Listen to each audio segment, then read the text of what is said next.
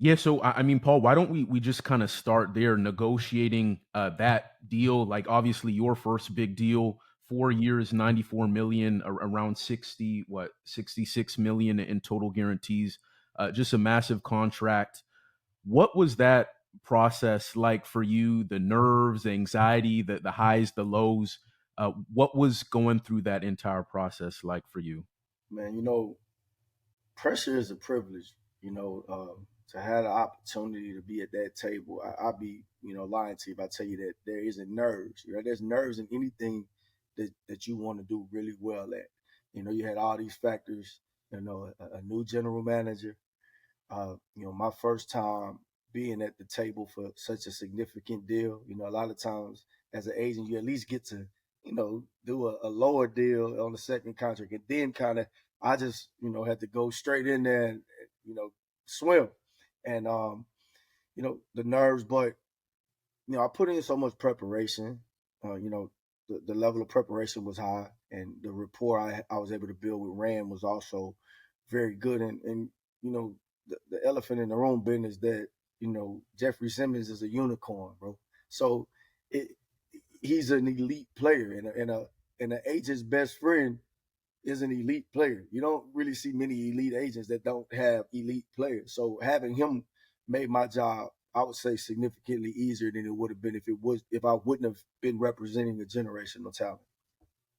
For Jeff to have that trust in you, though, Paul, like, because in a lot of cases, right, these elite players have agents who are already well known and have already negotiated like 10, 15, 20 mega deals. For you being an up and comer, and for Jeff to have that faith in you, what did that mean to you, and how much pride did you take in that?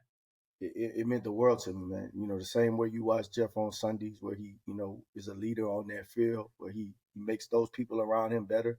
He has a similar energy with just people in his circle, from his uncle on to his sisters to me.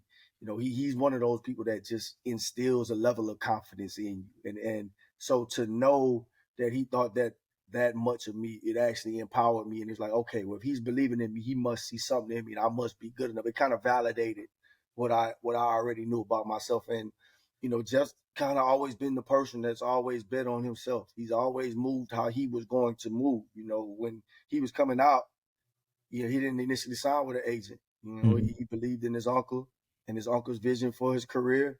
So he's always been a bit unconventional, but if he believes in you and he trusts you, you're in his circle forever. And I was blessed that I was able to build that rapport with him over time to for him to give me an opportunity. I say give, I earned that opportunity that he saw enough in me to have. And it's something that, I'll carry with me the rest of my career.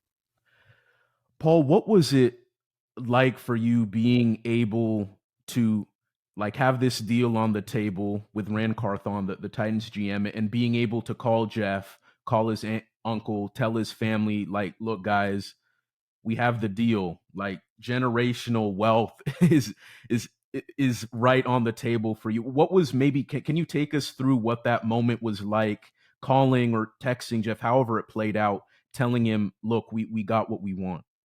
Yeah, man, it kind of, when you're doing the deal, man, you can kind of start to feel when it's getting close. I can't explain it, but it's just like it's like the flow of a game. And you knew that we were moving. We had kind of gotten close on the term. Rand and I had just met that Sunday in Nashville. I just gone to church. Shout out to Bishop Walker. I just gone to church that morning, and Rand and I sat down for a couple of hours before I left to fly out to New York. And I knew we were close. And I said, look, man, I'm gonna get back to Jeff. Jeff and I talked a little bit that Tuesday, that Wednesday, and that Thursday. Finally, Thursday night, I'm like, look, bro, I think we're here. We can sit here and maybe weigh this out. As an agent, man, you're an advisor. So I had to give him all the pros and all the cons of the deal. And at the time, the pros significantly outweighed, the cons. And he said, it made me kind of nervous, bro, because he like, Paul, if you say this is what it is what it is. I'm like, oh man, So it was a little panic. I was confident in it, but it was so much finality to it because you kind of felt like it was going to go on and on and on and on. But once we kind of got close on the guarantees and the AAV and the things that we wanted, He spoke to his uncle. All three of us got on the phone, and that was a interesting conversation. You know, his uncle poked at the deal a little bit, you know, and forced me to stand on whether or not I believed in it. And, you know, about 30 minutes later, we three grown men on the phone crying. Like, I'm talking everybody on the phone crying, like, man, you know, we loved each other because, you know, we've been going through this for like 3 months now. So to get it done and to know that it was all good. So as soon as we knew that was done, I text Rand at like 11 something. And I said Rand with 3 exclamation marks. He got off the phone. I think he was on the phone with his wife.